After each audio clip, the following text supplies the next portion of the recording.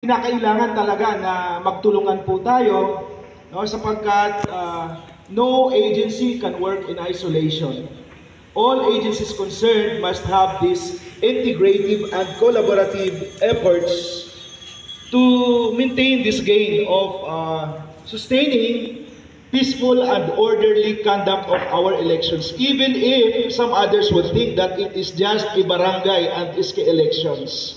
Alam po natin na kadalasan ang aming mga kasamahan sa trabaho ay nagiging biktima sa nag-aalab at nagngangalit na damdamin, no, ng ibang mga sektor, no, na kung saan pinagdududahan minsan ang ating mga kaguruan dahil sa akala nila ay mayroong kaming pinapanigan.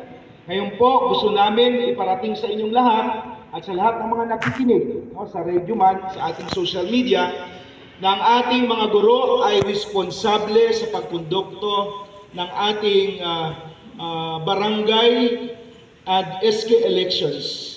Nagpapatapod po kami hayong atanan na kami po nag-atindernahan mga magdirudilain niya mga orientasyon naging kondukto sa COMELEC. Therefore, I am urging our members of the Department of Education to remain neutral as far as the conduct of our forthcoming election for the barangay and Sangguniang Kabataan. Maraming salamat po at magandang umaga po sa inyong lahat.